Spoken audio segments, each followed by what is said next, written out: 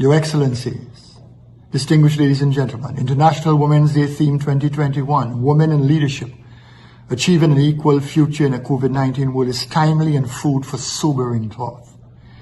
Emerging data and reports reveal that since the COVID-19 pandemic, violence in all its lurid manifestations against women and girls has intensified.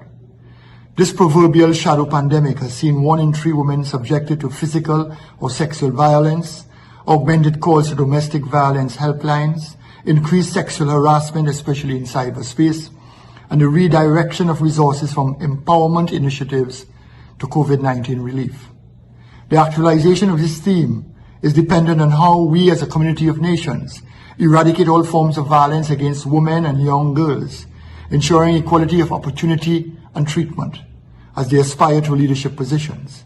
Societies must create enabling environments propelled by a meaningful activism that stems the tide of wanton violence against women, whether it be the result of domestic or sexual abuse, kidnapping, terrorism, or human trafficking. I pose a question today, to paraphrase the late Kelvin Pope, calypso singer from my country of Trinidad and Tobago, and he said, "How many more must die? Have we seen enough, or are we doing enough?" From Syria, Iraq, to Yemen, Sudan, and Nigeria, to the US, to the Caribbean, and in my own beloved country, we have seen women and young girls being violently and brutally murdered by callous men. Each and every one of us must consider ourselves with the slaughter of the innocents in zones of armed conflict, refugee camps, and our individual countries. Countries must implement policies of the United Nations Entity for Gender Equality and the Empowerment of Women, UN Women, objective standards that aim to bring greater dignity to women in diverse areas. UN Women was established years after the adoption of the Convention on the Elimination of Discrimination Against Women, which came after the adoption of the Covenants on Civil and Political Rights and Economic, Social and Cultural Rights. This demonstrates that the sheer existence of international treaties and conventions have not altered the position regarding gender inequality in the absence of political will by parliaments and governments, largely dominated by men, which have failed to fully honor their binding legal obligations to put either legislation or administrative measures in place to improve the representation of women in political, social, and economic structures in many countries. Female empowerment and gender equality are fundamental tenets of social justice. We must not only institutionalize female empowerment and equality, but fully operationalize it. For far too long, politicians and leaders at large in the public and private sectors have engaged in window dressing, giving competent, qualified, experienced, and professional women soft ministries and appointments, leaving plumb positions for their menfolk. In this regard, I must commend my good friend, President Joe Biden, who I met as Vice President a few years ago, and the new U.S. administration for removing obstacles placed by his predecessor. This has led to the appointment of Dr. Ngozi Okonjo-Iweala as the new Director General of the World Trade Organization. Her elevation to this most important position makes her the first woman African to head the WTO. Gender inequality preceded COVID-19 and has not changed despite the ravages of this pernicious pandemic. Now is an opportune moment for all those committed to the advancement of gender equality and women empowerment to devise laws and policies to achieve these objectives as we observe the Herculean efforts made by women in developing and developed countries as doctors, nurses, as well as other frontline workers to combat the pandemic. Despite these high levels of productivity at many levels, including as heads of government, for example, in the persons of the Prime Ministers of Barbados, Finland, and New Zealand, and the Chancellor of Germany, women continue to lag behind men in terms of participation at the highest levels of government, economy, and even at the level of intergovernmental organizations, which have witnessed very few women at the helm. It is an indictment on the members of the UN that after 75 years' existence, this premier multilateral body advocating for gender equality and the empowerment of women has never had a woman holding the position of UN Secretary General, notwithstanding the presence of eminently qualified and highly respected women globally. The UN's 65th session of the Commission on the Status of Women has reported that women are still underrepresented in public life and decision-making, are heads of state or government in 22 countries, and only 24.9% of national parliamentarians are women. At the current rate of progress, gender equality among heads of government will take another 130 years. It is indeed regrettable, and I dare say unacceptable also, that women do not always earn the same salaries as men, not because they are less educated, but because the dividends they receive from the level of education they earn are not comparable with that of men. As an economist, I am deeply concerned that public and private sector entities and governments across the world do not see the economic benefit of female empowerment and parity. The propagation of gender equality and women empowerment is a social investment with phenomenal returns. While equal rights and opportunities for all must be dispensed regardless of economic benefit, we cannot deny that these themes can positively contribute to an organization's triple bottom line.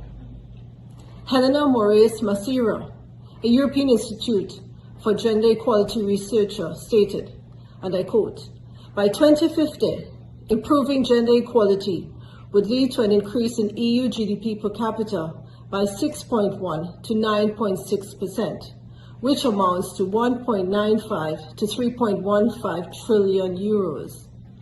The increase would already be apparent in 2030, when GDP per capita would have increased by up to 2% as a result of increased gender equality," end quote. She further states, and I quote again, "Increased gender equality will help to improve employment, address productivity, challenges, and cope with the population aging issues in the EU," end quote. We are now in the era of conscious consumerism, with an intelligent youth population who are unwilling to support organizations that are regressive and archaic. Consumers are concerned how companies treat the physical environment, their commitment to real and impacting corporate social responsibility, CSR, and how women are regarded and treated within and by these organizations. Therefore, a gender-balanced boardroom and staff can assist a firm in achieving greater stock performance, resulting in increased profitability and positive branding. I am heartened that the Caribbean Development Bank, CDB, has a gender equality operational strategy with the objective of achieving gender equality in the bank's borrowing member countries, with the strategic pillars revolving around, and I quote, "equitable access to infrastructure services, economic empowerment, education and training, building resilience, and eliminating gender-based violence for all," end quote. This strategy will promote women's entrepreneurship, facilitating women's economic empowerment and independence.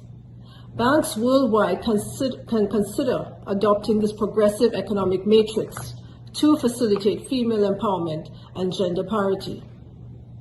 I have noticed that COVID-19 pandemic economic recovery teams in most countries are not inclusive, even discriminatory, for women and young people are not sufficiently represented.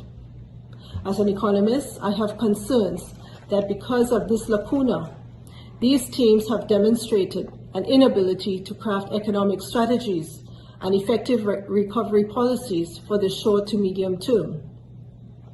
In addition to gender equality, parity, and empowerment, we must also push for the sustainability.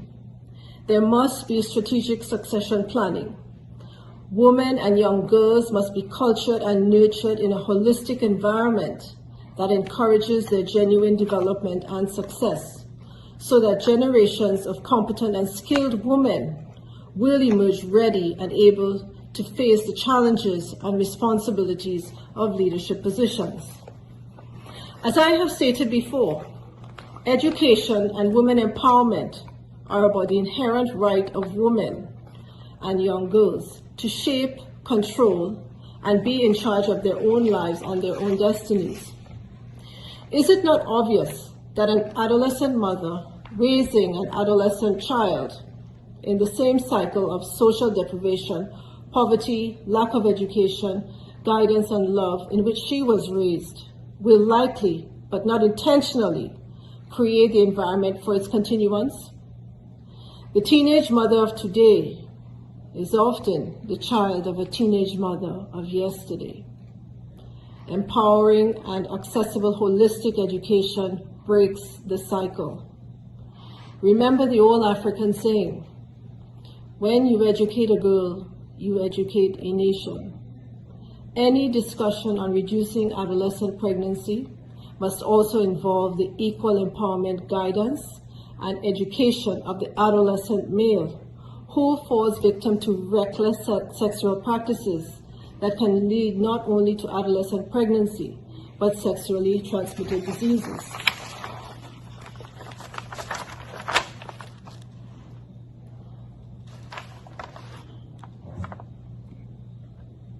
The celebration of International Women's Day is not about emasculating men or diminishing their relevance. It is about social vision, progressive social vision, treating women and young girls equally, fairly, and justly. It is a rally call to all decent men and women to stand up and be counted in this honorable fight for women empowerment, gender equality, parity, and social justice. Individually and collectively, we must ask ourselves how much is being done to ensure that United Nations Sustainable Development Goal 5, gender equality, is implemented. In order to ensure that no woman or girl is left behind, all policies and programs without exception at the governmental level and in the public and private sectors must include the economic, social, and political empowerment of women and young girls. Initiative to make not a difference, but to make the difference. Thank you very much, ladies and gentlemen.